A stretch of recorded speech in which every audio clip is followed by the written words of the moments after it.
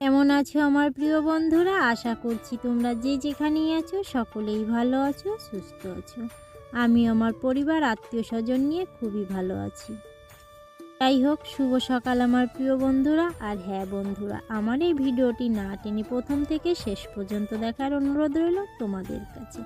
আশা করছি তোমাদের খুবই ভালো লাগবে। আর কদিন না সকালে কাজকর্ম তোমাদের সঙ্গে শেয়ার করতে পারছি না, কারণ মামা মামি এসেছে আমাদের বাড়িতে। সকালবেলার দিকে খুবই ব্যস্ত থাকি, তো দেখো চা দিয়েই সকালের কাজগুলো শুরু করলাম। তো প্রথমে চা করে নিয়ে এসেছি, তারপরে মামা মামিকে খেতে দিচ্ছি। আর মেঘনার বাবা চা খেয়ে তারপরে গেছে বাজারের দিকে। ওই যে যেখানে আর কি পাইকারি দামে বাজারে সবজি পাওয়া যায় সেই বাজারে গেছে। আজকে চালও কিনতে হবে আমাদের, তো চাল আনতে গেছে। আর আমাদের তো মাঠেতে জমি নেই ধান চাষের, সেজন্য আর কি 12 মাস আমাদের চাল কিনে খেতে হয়। তো ওর বাবা, মেঘনার বাবা সে কাজে যাবে, চাল কিনে এনে রেখে তারপরে কাজের দিকে যাবে। তো একবারে বাজারও করে নিয়ে আসবে। আর চাটা খাওয়া হয়ে গেছে। মামা দেখো মেঘনার সঙ্গে র্যাকেট খেলছে। আর ও দাদুকে পেয়ে তো খুবই খুশি। তো প্রতিদিনই না হলে মামির সঙ্গে, না হলে মামার সঙ্গে র্যাকেট খেলছে। তো দেখো চাটা খেয়ে ওটা দুজন তো র্যাকেট খেলছে, আর মেঘা বলছে আমিও খেলবো। তো বড় মানে ছোট বড় র্যাকেট ধরতে পারবে না। তো মামা বলছে ঠিক আছে, আগে দিদিভার সঙ্গে খেলি, তারপরে তোমার সঙ্গে খেলবো। আর মামিরা ঘুরতে যাবে, তো সেই বিষয়ে আর কি কথা বলছিলাম। মামিরা আজকে যাবে মামা শ্বশুর বাড়ি ঘুরতে, মানে আমার মামার বাড়ি।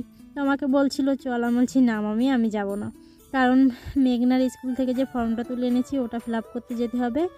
আর তারপরে তো একটু বাড়িতে কাজ থাকে, আত্মীয় স্বজন আসলে আমি বলছি তোমরা যাও, পরে এক সময় যাবো আর কি, অন্য কোথাও তোমরা ঘুরতে যাবে সেখানে যাব।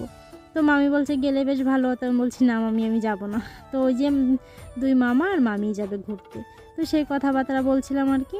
আর মেঘনার বাবার তো আসার সময় হয়ে গেছে, আর উনি এসেই তো কাজে বেরোবে, আমিও তো রান্না বসাবো।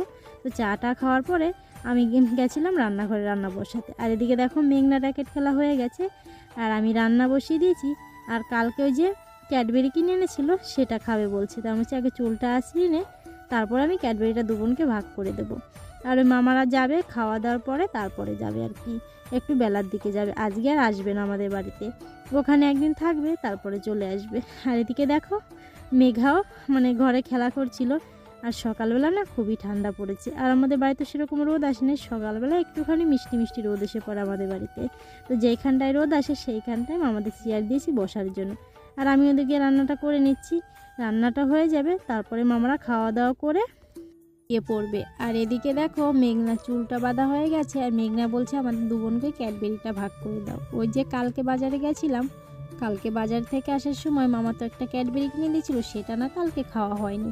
কারণ ওই যে কালকে ফুচকা খেয়েছিল, চাউমিন খেয়েছিল, বাড়িতে এসে বলছে ওটা এখন খাবো না, ঘরে রেখে দিয়েছিলাম। এখন দেখো দু বোনকে ভাগ করে দেবো বলছি। আর দেখো ওই যে দু বোন খুনসুটি শুরু হয়ে গেছে সারাক্ষণ। দু বোন এক জায়গায় হলেই ঝামেলা, দুটো এক জায়গায় যখন হবে তখনই ঝামেলা শুরু হয়ে যেত। আমি তো রান্না করছিলাম রান্নাঘরে, তো আমি বলছি ঠিক আছে একটুখানি দেরি কর, আমি গ্যাসটা কমিয়ে তারপরে আসছি।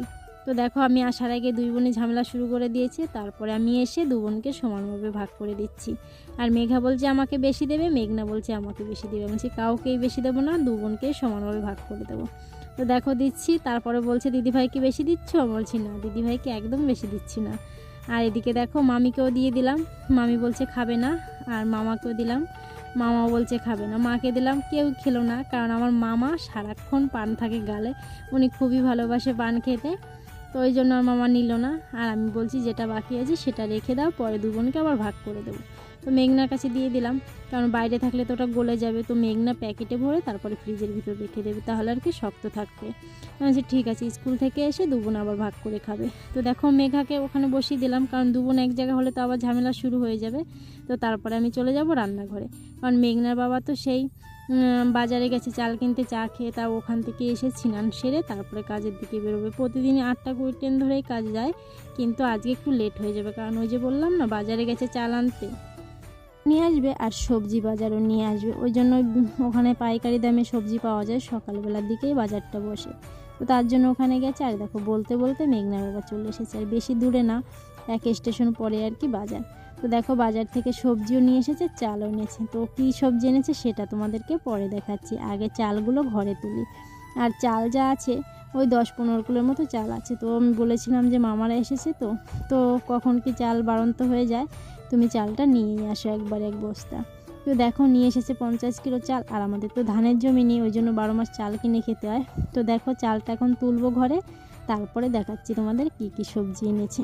তো চালটা তো মানে 50 কিলো বস্তা একা একা তুলতে গেলে কষ্ট হয়ে যাবে, আর ওই জন্য বলছে আমিও ধরবো, তারপরে দুজনে ধরে নিয়ে যাব। আর ওই যে ওর বাবা এসছে, তা একটু জল খেয়ে নিল। তারপরে দেখো আমি আর মেঘনার বাবা চালের বস্তাটা তুলে রাখছি ঘরে, আর পরে আর কি মা যখন বেরিয়ে পড়বে ঘুরতে যাবে ওরা, তারপরে আর কি চাল যে ড্রামে রাখিস তাতে তুলে রাখবো।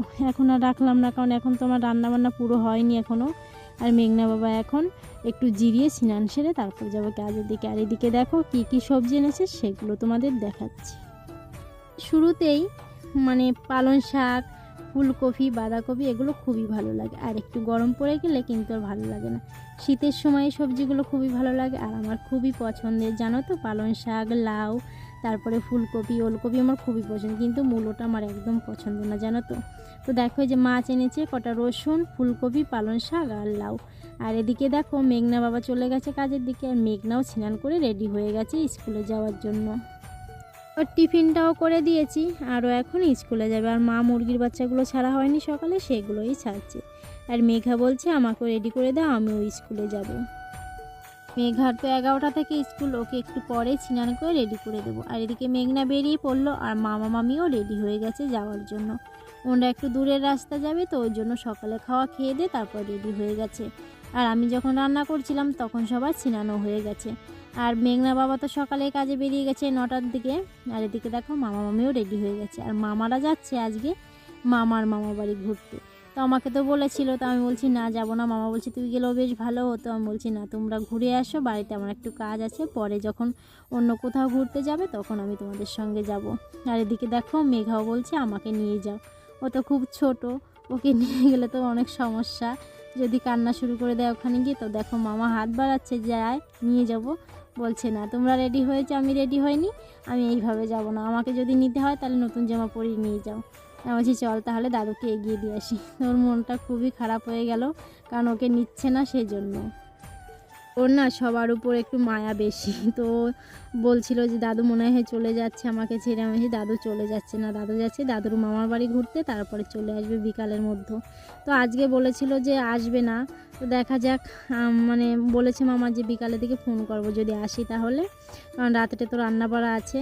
আর দেখো ওকে মানে কান্না করছে, তোকে থামাতে পারছি না। তো আমি বলছি ঠিক আছে চল তোকে খেলতে দিয়ে আসি, একটু পরে এনে স্নানটা করিয়ে দেবো।